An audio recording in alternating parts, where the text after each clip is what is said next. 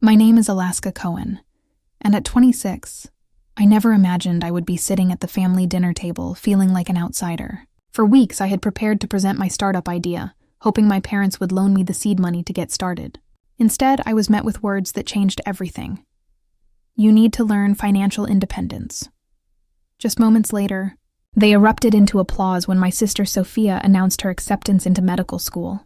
Before I continue with the story of the decision that altered my life, please drop a comment to let me know where you're watching from and hit the subscribe button to follow my journey from zero to Forbes magazine. Growing up in a middle-class neighborhood in Boston, my childhood appeared perfect on the surface. Our 2-story colonial house with a white picket fence was the embodiment of the American dream my parents, John and Nancy Cohen, had worked tirelessly to achieve. Dad was an accountant at a well-respected firm, and Mom taught 2nd grade at the local elementary school. We were comfortable, never wealthy, but always provided for. From my earliest memories, I felt the weight of being the firstborn. Set a good example for your sister was a mantra I heard almost daily after Sophia was born when I was 4. She arrived with perfect curls and a dimpled smile that melted everyone's heart, especially our parents. I loved her immediately, too. However, I couldn't help but notice the subtle differences in how we were treated. My birthday parties were practical affairs. When I turned 10, I received educational books and a functional school backpack. But when Sophia turned 10, our parents rented a bouncy castle and hired a magician. She's more social than you were, they explained when I questioned the discrepancy. We're just catering to your different personalities. Christmas mornings told a similar story. I would unwrap sensible clothing and academic planners, while Sophia received the trendy toys and electronics that topped the wish lists of kids our age. You're more mature, they would say when they caught my disappointed expression. You appreciate practical things. In high school, I threw myself into academics and extracurriculars, determined to earn my parents' approval through achievement. I maintained a 4.0 GPA, became editor of the school newspaper, and led the debate team to state championships. My parents attended my competitions when they could, but never missed Sophia's soccer games or dance recitals. At 14, I started babysitting neighborhood kids to earn my own spending money. By 16, I was working weekends at the local bookstore. Meanwhile, Sophia received a generous allowance for minimal chores around the house. She needs more time to focus on her social development, Mom would say. You're so independent already. When college acceptance letters arrived, I received a partial scholarship to NYU for journalism. But my parents couldn't hide their disappointment that I hadn't gotten into Harvard, as they had hoped. We'll help with tuition, but you'll need to cover room and board, Dad announced. I took out student loans and worked part-time throughout college, determined to prove my worth. Meanwhile, Sophia was encouraged to focus solely on her studies in high school. Your sister worked too much, and it affected her college applications, I overheard Mom telling her. We want you to have every advantage. After graduation, I returned home for a visit, proudly clutching my diploma with magna cum laude honors. I had fantasized about this moment for years, picturing my parents' faces lighting up with pride, finally seeing me as the accomplished daughter I had worked so hard to become. Instead, the weekend quickly shifted focus to Sophia's acceptance into Princeton's pre-med program. My parents threw an elaborate party with extended family and neighbors, complete with a custom cake and champagne toast to our future doctor. My diploma sat unopened on the sideboard, eventually buried under coats and purses. That night, as I lay in my childhood bedroom, surrounded by the debate trophies and academic awards that had never seemed to be enough, I realized nothing had changed. I would always be living in my sister's shadow in this house. The knowledge settled like a stone in my stomach, heavy and immovable. The next morning, Mom asked if I would mind giving up my bedroom soon, so they could convert it to a study space for Sophia to prepare for medical school. You have your own place in New York now anyway, she said casually, as if dismantling the one space that had been mine wasn't significant. I smiled tightly and agreed. But something shifted inside me that day. I realized I had been competing for approval I might never receive. Yet, despite this painful awareness, a stubborn part of me still hoped that my next achievement would finally be the one to make them see me. After graduation, I landed a position at a mid-sized marketing agency in Manhattan. The job paid decently, allowing me to afford a tiny studio apartment shared with a roommate from college. On paper, I was doing everything right, building a respectable career, but a persistent emptiness gnawed at me during my morning commute. In marketing meetings, I often found myself distracted, sketching app interfaces in the margins of my notepad instead of focusing on our clients' campaigns. The idea had come to me during my own financial struggles in college, when I desperately needed guidance but couldn't afford professional financial advice. I called it FinMentor, an app designed to democratize financial literacy by connecting young people with financial experts for affordable micro-consultations. Users could schedule 15-minute video sessions to ask specific questions about student loans, credit building, investment basics, or budgeting. The experts would earn money sharing their knowledge, while young adults would gain financial confidence without breaking the bank. The concept consumed me. I stayed up until 2 a.m. in the morning, researching competitors, sketching user interfaces, and building financial projections on Excel spreadsheets that stretched across my laptop screen. My roommate, Jessica, often found me asleep at our tiny kitchen table, face pressed against my notebook, pencil still in hand. "You should actually build this," she said one morning, sliding a coffee mug toward me as I blinked awake. I would use it in a heartbeat, and so would literally every 20-something I know. Her encouragement was the push I needed to attend a local startup networking event after work one Tuesday. The basement of a co-working space buzzed with energy as aspiring entrepreneurs pitched ideas to each other over plastic cups of cheap wine. That's where I met Eliza and Lucas. Eliza had just left her job as a UX designer at a financial services company, frustrated by how their products overlooked younger users. Lucas was a software developer with a side interest in financial education. Both immediately connected with the FinMentor concept, recognizing its potential impact. "The big financial services companies are built for people who already have wealth," Eliza explained, her eyes bright with conviction. "No one is properly serving the generation drowning in student debt and locked out of the housing market." For the next 6 months, we met evenings and weekends, refining the concept while maintaining our day jobs. Lucas built a rudimentary prototype, while Eliza designed user flows and interfaces. I conducted market research, interviewing college students and young professionals about their financial challenges. Our findings confirmed my instincts. 87% of respondents felt anxious about their financial decisions. 92% couldn't afford traditional financial advisors, and 78% said they would pay for brief expert consultations if priced accessibly. We worked until midnight most days, ordering takeout to Lucas's apartment, where we crowded around his dining table, converted into a makeshift office.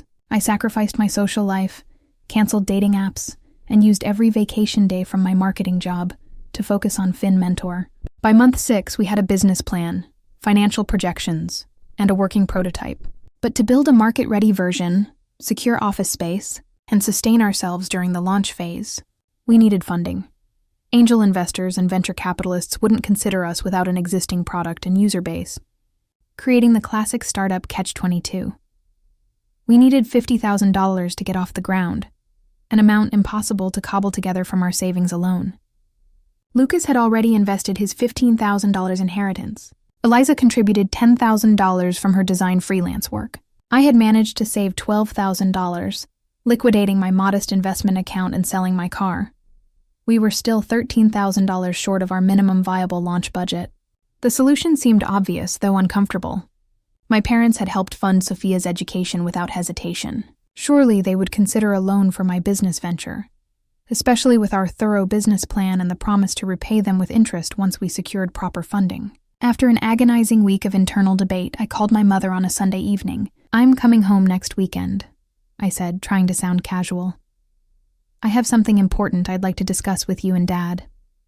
"Oh, wonderful, honey. Sophia will be home too. She has some exciting news to share," Mom replied enthusiastically. My stomach tightened, but I pushed aside the familiar feeling. This time would be different. This time I had something tangible to show for my efforts, something with real potential. This time they would finally see me. I spent the entire week perfecting our pitch deck, rehearsing answers to potential questions, and calculating conservative repayment schedules. By Friday morning, as I boarded the train to Boston, I felt prepared and cautiously optimistic.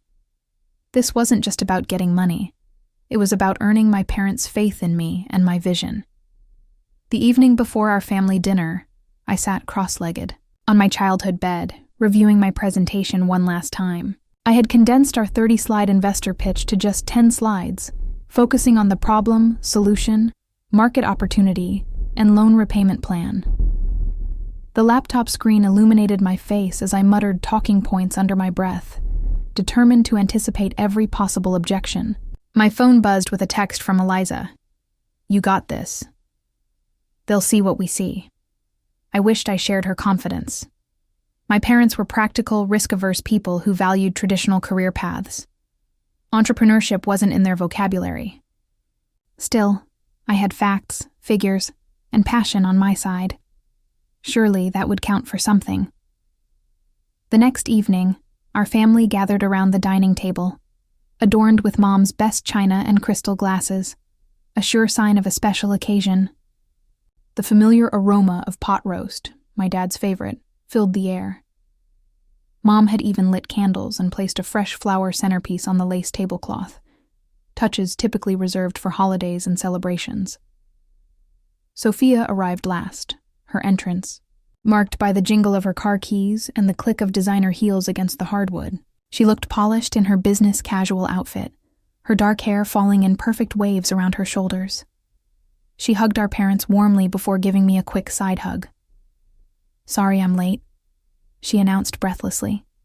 "I got caught up in a meeting with my academic advisor about my Princeton acceptance. They've assigned me the most amazing mentor, Dr. Landry, who literally wrote the textbook on immunology." "That's wonderful, sweetheart," Mom beamed, pouring Sophia a glass of the expensive wine Dad had opened. "We can't wait to hear all about it." Throughout the appetizer course, Sophia dominated the conversation with details about Princeton's medical program, the prestigious faculty, and the rigorous curriculum. Our parents hung on every word, asking questions that allowed her to elaborate further. I picked at my salad, waiting patiently for my turn. "And now for my big news," Sophia announced as Mom served the main course. "I've been awarded the Reynolds Scholarship, which covers half of my tuition." "That's fantastic," Dad exclaimed, raising his glass. "To our future doctor." We all clinked glasses, and I forced a smile, genuinely happy for my sister's accomplishment while struggling with the familiar pang of invisibility. "We're so proud," Mom added. "Of course, we'll cover the remaining tuition and your living expenses, so you can focus entirely on your studies."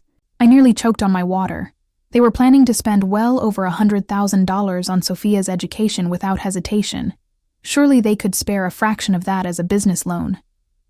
"Alaska has some news, too," Sophia said unexpectedly, turning to me. "Right, sis. You mentioned you wanted to talk about something important." All eyes turned to me. I took a deep breath, connected my laptop to the TV mounted on the dining room wall, and stood up. For the past 6 months, I've been working on a business venture that I'm really excited about. I began clicking through to my first slide. It's called Fin Mentor, and it aims to solve a critical problem facing millions of young Americans today. For the next 15 minutes, I presented our concept with all the passion and detail I had rehearsed. I explained the market gap, our solution, the prototype we built, and the positive feedback from potential users. I shared our team's qualifications and our careful financial projections. "We need $50,000 in initial funding to fully launch," I explained, showing our detailed budget. "Lucas and Eliza have contributed $25,000 combined, and I've put in $12,000 of my savings. I'm hoping you might consider loaning us the remaining $13,000. We've drafted a formal loan agreement with interest and a clear repayment schedule once we secure our first round of proper investment." When I finished and closed my laptop, the silence was deafening. My father cleared his throat and adjusted his glasses, a gesture I recognized from childhood as preceding bad news. "Alaska, while I appreciate the effort you've put into this presentation, startups are extremely risky ventures," he began in his accountant's voice. "The vast majority fail within the first year. We've accounted for that risk in our business plan, I countered. And we're not asking for a gift, just a loan that will repay with interest. Mom jumped in, her tone gentler, but equally dismissive. Honey, you have a stable marketing job with benefits. Why would you want to give that up for something so uncertain? Because I believe in this, I said, trying to keep the desperation from my voice. We've done the research. There's a real need for this service. Dad shook his head. You're 26 years old, Alaska. It's time you learn to be financially independent. We need to focus our resources on Sophia's education right now. I am financially independent, I replied, heat rising to my face. I've been working since I was 14. I paid my way through college. I'm just asking for a loan, not a handout. Medical school is a proven path with guaranteed returns, Dad continued, as if I hadn't spoken. This app idea of yours is a gamble at best. What your father is trying to say, Mom interjected, reaching for my hand across the table, is that we want what's best for you, and that means security. Keep your marketing job, build your resume, and save for retirement. This entrepreneurship phase will pass. I pulled my hand away, struggling to maintain composure. It's not a phase, it's my passion, and it could help thousands of people. Sophia, looking uncomfortable, attempted to mediate. Maybe Alaska's idea does have potential. Could you at least consider a smaller loan? Dad's expression hardened. We've made our decision. Your sister needs to learn that the real world doesn't fund dreams without collateral. The conversation shifted abruptly to plans for helping Sophia find an apartment near Princeton, my request dismissed entirely. I sat in stunned silence, pushing food around my plate, the rejection burning in my chest like acid. Later that night, as I passed the partially open door of my parents' bedroom, I overheard my father's voice. Sophia understands the value of education and a stable career path. Your sister needs to learn to be self-sufficient like you. My mother's murmured agreement was the final confirmation of what I had always suspected but never wanted to believe. In my parents' eyes, Sophia was the investment worth making. I was merely expected to fend for myself. I returned to my childhood bedroom, now half-packed in boxes labeled storage, to make way for Sophia's study, and made a decision that would alter the course of my life forever. I didn't sleep that night. Instead, I methodically packed my remaining belongings into my suitcase, leaving behind anything that wouldn't fit. The debate trophies, academic awards, and childhood mementos would soon be boxed up and relegated to the attic anyway. Why prolong the inevitable? As dawn broke, I wrote a brief note on the monogrammed stationery my mother had given me last Christmas. Thank you for clarifying where I stand. I'll be fine on my own. I placed it on the freshly made bed, taking one last look at the room that had never quite felt like it belonged to me. The house was silent as I crept downstairs, the suitcase wheels muted against the carpeted stairs. I paused briefly in the foyer, gazing at the family photos lining the wall. In each one, Sophia stood front and center, my parents beaming proudly beside her while I hovered at the edges, smiling politely. The visual evidence of my peripheral existence in this family was both painful and clarifying. With $3,200 in my checking account, 2 credit cards with modest limits, and a suitcase containing my clothes, laptop, and the few personal items I valued, I stepped out the front door. The early morning air bit at my cheeks as I walked to the rideshare I'd scheduled, too proud to ask for a ride to the train station. On the train back to New York, I called my roommate, Jessica, to explain I wouldn't be returning to the apartment we shared. My portion of the lease was up for renewal anyway, and she had been talking about having her boyfriend move in. Next, I called my boss at the marketing agency, apologizing for the short notice but explaining I needed to resign, effective immediately, for personal reasons. By afternoon, I had secured a tiny studio apartment in Queens, far from the trendy neighborhoods where young professionals typically lived. The building had chipping paint and unreliable heating, but the rent was $800 a month, the lowest I could find without venturing into truly unsafe areas. That evening, as I sat on the bare mattress I'd purchased from a discount furniture store, eating takeout Chinese food directly from the container, reality set in. I had walked away from financial security on principle, with nothing but a half-built app and dwindling savings. The bravado that had carried me through the day evaporated, leaving behind raw fear and doubt. I called Eliza and Lucas, explaining what had happened with my family and my impulsive decision to quit my job. "I understand if you want to back out," I told them, my voice shaking slightly. This just got a lot riskier. To my surprise, their response was immediate and unified. "We're all in," Lucas assured me. "If anything, this just proves how much you believe in FinMentor. We'll figure out the funding." Their faith steadied me, but the practical challenges remained daunting. We needed office space, development resources, and living expenses while building the platform. Most importantly, I needed income immediately to survive. The next week, I landed a job as a barista at a coffee shop near my apartment, working the early morning shift from 5 a.m. to 1 p.m. Afternoons and evenings were dedicated to FinMentor, often stretching well past midnight as we huddled in my tiny studio or at Lucas's slightly larger apartment in Brooklyn. We applied for startup grants, pitched to angel investors at every opportunity, and entered entrepreneurship competitions with cash prizes. Most doors closed before we could even get a foot in. "Come back when you have users," was the common refrain from potential investors. The concept is interesting but unproven. Meanwhile, my financial situation grew increasingly precarious. Ramen noodles and peanut butter sandwiches became dietary staples. I sold my designer handbags, my graduation watch, and eventually even my smartphone, downgrading to a basic model to reduce monthly expenses. 3 months into this new reality, my parents hadn't reached out once. I hadn't expected them to, but the confirmation of their indifference still stung. Sophia, to her credit, had texted a few times asking if I was okay.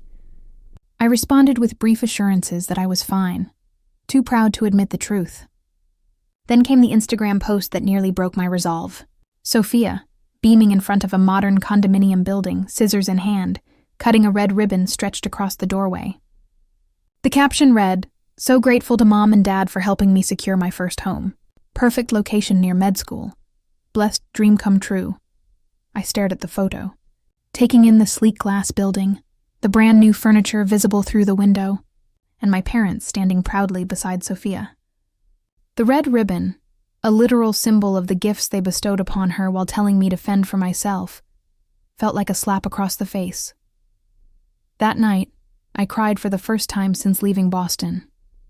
Not delicate tears, but ugly, heaving sobs that left my eyes swollen and my throat raw. It wasn't just about the money or the condo, but about the fundamental unfairness of being deemed less worthy of support than my sister, despite having worked harder for everything I'd ever achieved. The next morning, with puffy eyes and a hollowed-out feeling in my chest, I seriously considered giving up. I could apologize to my old boss, beg for my marketing job back, and resign myself to a conventional life path. It would be easier, safer, and infinitely less painful than continuing to chase a dream that seemed to be slipping further away each day. As I mechanically prepared espressos and lattes during my shift, a regular customer named Derek Taylor struck up a conversation. He was an older man in his 50s, always impeccably dressed in tailored suits, who came in daily for a simple black coffee. "You seem distracted today," he observed, leaving a generous tip as usual. "Everything all right?" Something about his genuine concern cracked my professional veneer. "Just startup problems," I admitted with a forced smile. "It turns out changing the world is expensive. What's your startup?" he asked, suddenly interested. Before I could downplay it, my coworker jumped in. "She's being modest. Alaska's building this amazing financial advice app. She works here in the mornings and codes all night. Total beast mode." Derek's eyebrows raised slightly. "I'd like to hear more about that." "I have some background in fintech investments." I laughed humorlessly. "Every investor I've talked to wants to see users before funding, but we need funding to get users." He pulled out a business card, sliding it across the counter. "I might have a different perspective. Email me your pitch deck. I have an hour free tomorrow at 4. The card read, Derek Taylor, Managing Partner, Horizon Ventures. My hands trembled slightly as I pocketed it. not daring to hope this chance encounter might actually lead somewhere. The next afternoon, I met Derek at his office in a gleaming midtown skyscraper, a stark contrast to my cramped Queens studio.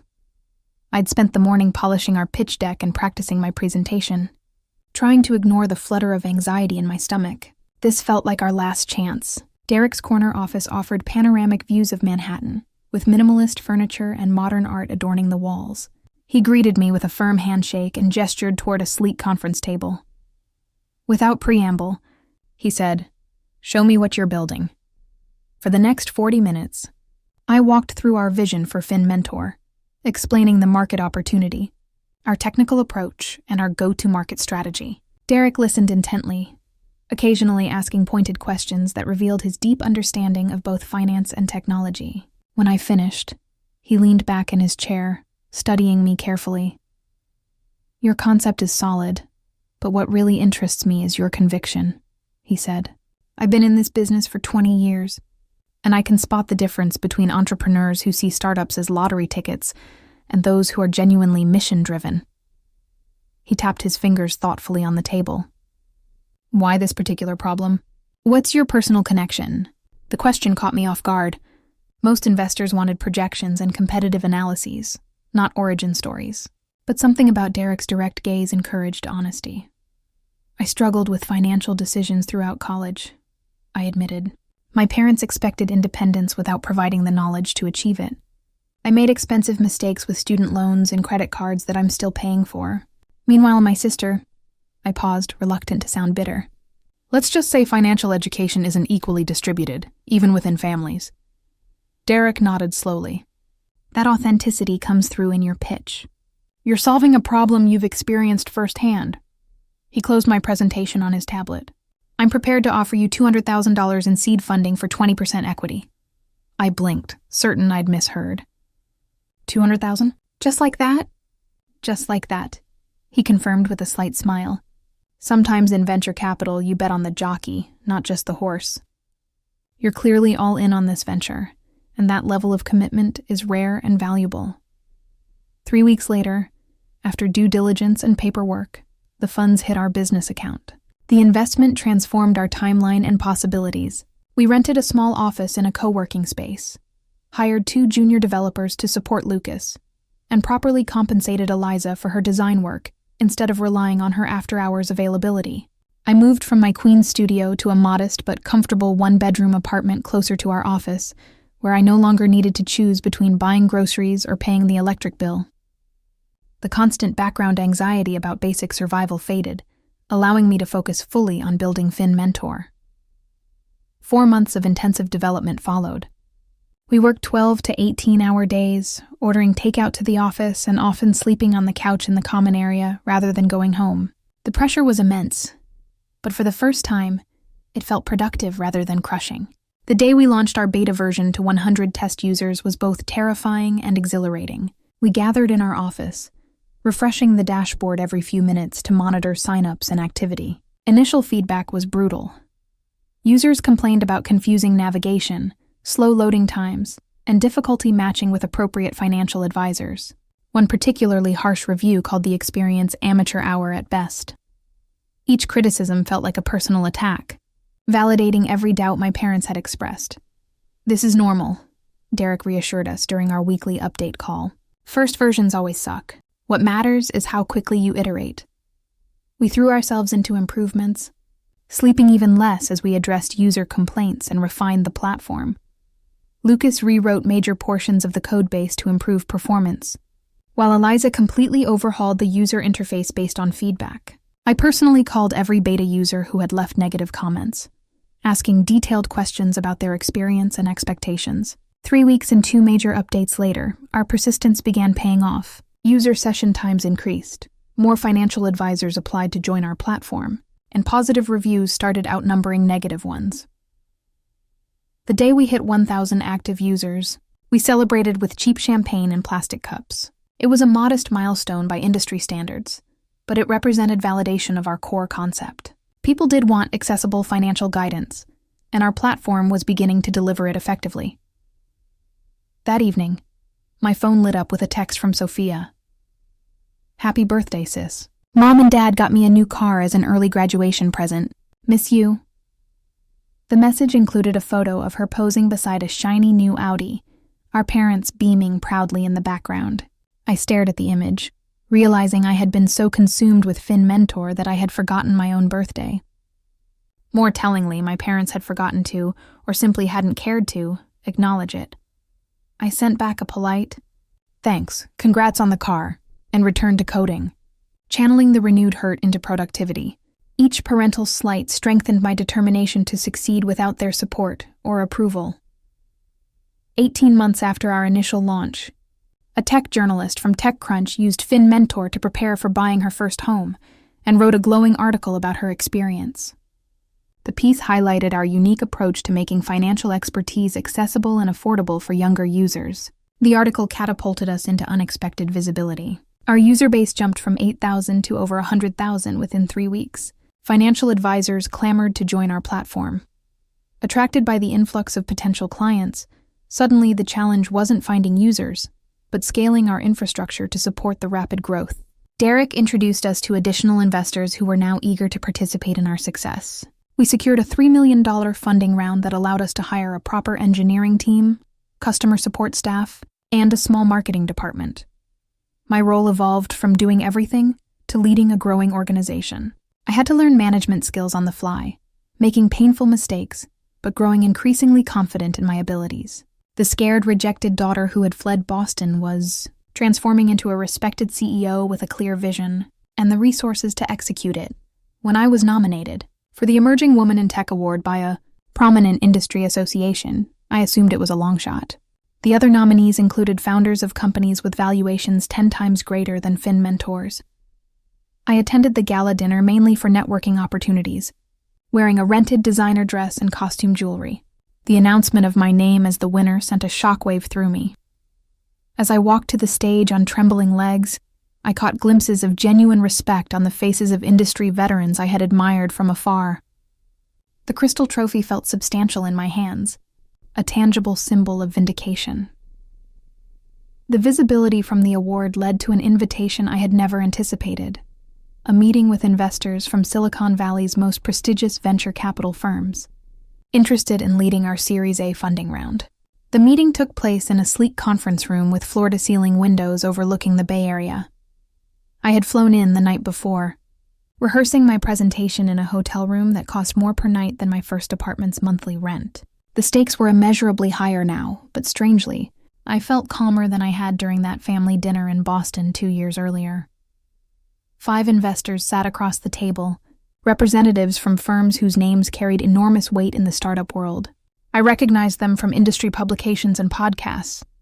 These kingmakers, who could transform promising companies into unicorns with a single term sheet, were sitting across from me. "We've been watching Fin Mentor for some time," began the lead investor, a woman with silver-streaked hair and piercing eyes. "Your user growth curve is impressive, but what really stands out is your retention rate. People aren't just trying your platform, they're staying and becoming advocates." The presentation turned into a collaborative discussion, rather than a one-sided pitch. These experienced investors asked insightful questions about our long-term vision, revenue model, and competitive moat. They challenged assumptions in ways that improved our thinking, rather than merely testing our confidence. By the meeting's end, the lead investor slid a term sheet across the table. "We'd like to lead your Series A, $15 million at a $60 million valuation." The figures momentarily took my breath away. Just 3 years earlier, I had been begging my parents for a $13,000 loan. Now, some of the smartest money in tech was valuing our company at $60 million. With the Series A funding secured, Fin Mentor entered a hyper-growth phase. We moved to larger offices in Manhattan's Flatiron District, expanded to a team of 50 employees, and enhanced the platform with AI matching algorithms that improved the quality of advisor connections. Our user base crossed the 1 million mark within 6 months of the funding announcement. Financial publications began featuring Fin Mentor in articles about disruptive fintech, and established banks started approaching us about potential partnerships. The highlight of this period came when I was invited to speak at TechCrunch Disrupt, sharing the stage with founders I had long admired. Standing under the bright lights, Explaining our mission to democratize financial advice, I experienced a moment of profound clarity. The rejection that had once devastated me had become the catalyst for creating something valuable that helped thousands of people daily. As I stepped off stage to enthusiastic applause, my phone buzzed with an email notification that nearly caused me to drop it. "Dear Miss Cohen," it began, "I'm an editor at Forbes, and we'd like to consider you for inclusion in our annual 30 Under 30 list in the finance category. Your work with FinMentor has caught our attention as potentially transformative for financial literacy among younger generations." The email continued with details about the selection process and a request for an interview and photo shoot. I read it 3 times, convinced it must be spam or a mistake. When I forwarded it to our PR director, her immediate response of, "Holy, this is real," confirmed that I wasn't dreaming. The Forbes interview took place at their headquarters. It was a much more intimidating experience than I had anticipated. The journalist asked probing questions about my background, education, and the inspiration behind FinMentor. I carefully avoided mentioning the family dynamics that had spurred my determination, focusing instead on the market gap we were filling and our mission to empower financial confidence. The photographer directed me through various poses, from standard corporate headshots to more casual stances against the Manhattan skyline visible through the windows. "You photograph well," she commented between shots. Very natural confidence. I nearly laughed at the irony. The confidence she perceived had been hard-won through rejection and struggle, not inherited or easily granted. Weeks later, standing in a bookstore near our office, I experienced the surreal moment of seeing my face on the cover of Forbes magazine. The headline read, "Revolutionizing Personal Finance," with a smaller caption noting, "Alaska Cohen's FinMentor is changing how millennials access financial expertise." Inside, the 30 Under 30 feature positioned me third on the list, with a full-page profile highlighting FinMentor's rapid growth and innovative approach. The article mentioned my NYU education, but nothing about family support or privilege, accurately reflecting my self-made journey. I purchased 5 copies, one for each of our original team members, and one for myself, still struggling to process the reality of this recognition. As the cashier rang me up, he glanced between me and the magazine cover, doing a double take of recognition. "That's you? Whoa, that's so cool."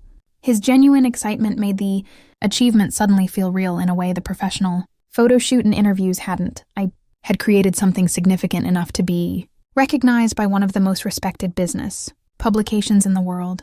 The Forbes feature triggered a cascade of media attention. Cable business channels invited me for interviews, podcast hosts requested appearances, and industry conferences asked me to deliver keynote addresses. FinMentor's user numbers surged with each media hit, and a new round of investor interest pushed our valuation to over $100 million. My equity stake in the company, diluted through funding rounds, but still substantial, now represented a net worth of approximately $40 million on paper. The barista, who had once counted pennies to make rent, was now technically a multi-millionaire, even if most of that wealth remained illiquid in company shares. Throughout this whirlwind, I had maintained radio silence with my family. Sophia's occasional texts received polite but brief responses, and my parents' complete absence from my life had become a status quo I accepted, if never quite made peace with. Then, one evening as I worked late in our office, my phone lit up with a text from Sophia. "Sis, Mom and Dad just saw you on the cover of Forbes. They cannot believe it. Can we talk?" The text from Sophia lingered unanswered for 3 days while I processed my feelings. Part of me wanted to respond with a screenshot of my original pitch deck and the words, "This is what you refused to support." But the petty satisfaction would be fleeting and ultimately empty. Another part of me wanted to continue the silence that had defined our relationship for nearly 3 years, protecting myself from the inevitable disappointment of reconnecting. But as I sat in my office late one evening, watching the city lights flicker against the darkening sky, I recognized that true success would include emotional closure, not just financial achievement. I finally replied, "I'd be open to talking." Sophia called immediately, her voice breathless with excitement. "Alaska, oh my God, I can't believe you're famous now. Mom and Dad have been showing your Forbes magazine to everyone they know." The image of my parents suddenly proud of achievements they had once dismissed stirred a complex mix of emotions. "That's nice," I replied neutrally. "They want to see you," she continued. Christmas is coming up in a few weeks. Would you consider coming home, please? After careful consideration, I agreed to return for Christmas dinner, setting clear boundaries about the length of my visit and declining to stay overnight in my childhood home. Instead, I booked a hotel room in downtown Boston, creating a necessary buffer between my past and present selves. As I drove a rental car through the familiar streets of my hometown, anxiety tightened my chest. The modest colonial house looked exactly as I remembered, the holiday lights strung along the gutters in the same pattern Dad had used since my childhood. For a moment, I sat in the parked car, gathering courage and reminding myself that I was no longer the desperate daughter seeking approval, but a successful founder who had created her own path. The doorbell's chime sent my heart racing. Mom opened the door, her eyes immediately welling with tears. She looked older than I remembered. New lines etched around her eyes and mouth, her hair now streaked with gray. "Alaska," she whispered, reaching for me hesitantly as if I might disappear again. I allowed a brief hug, maintaining emotional distance while following basic social protocols. Dad appeared behind her, looking simultaneously proud and uncomfortable. Sophia bounded down the stairs moments later, throwing her arms around me with genuine affection. "You look amazing," she gushed, so professional and confident. The house smelled of roasting turkey and pine, the dining table set with the good china and crystal glasses, much like the night of my rejection. The parallelism wasn't lost on me, but this time I entered the space as someone changed, someone who had proven her worth not just to others, but to herself. Dinner began with awkward small talk about the weather and Sophia's medical school progress. Finally, Dad cleared his throat during a lull in the conversation. "Alaska, what you've accomplished is truly remarkable. We've read everything we could find about your company. The innovation you've brought to financial education is impressive." Mom nodded enthusiastically. "We always knew you were smart and determined, but this level of success, we had no idea you had such entrepreneurial talent." The praise that would have once meant everything now rang hollow. "Thank you," I replied evenly. "It's been a challenging journey." "We should have supported you," Dad admitted, looking down at his plate. "We made a mistake in judgment. Several mistakes," I corrected gently but firmly. "But what's done is done," Mom reached across the table toward my hand, but stopped short of touching me when she noticed my subtle withdrawal. "We were wrong about so many things," she continued. "We thought we were teaching you independence, but really, we were just treating you differently from your sister." "It wasn't fair." "No," I agreed. "It wasn't. But look how well it turned out," Dad interjected, attempting to find a silver lining. "Would you have built Fin Mentor if we had given you that loan? Sometimes adversity breeds success." The comment revealed that, despite their apologies, they still didn't fully understand.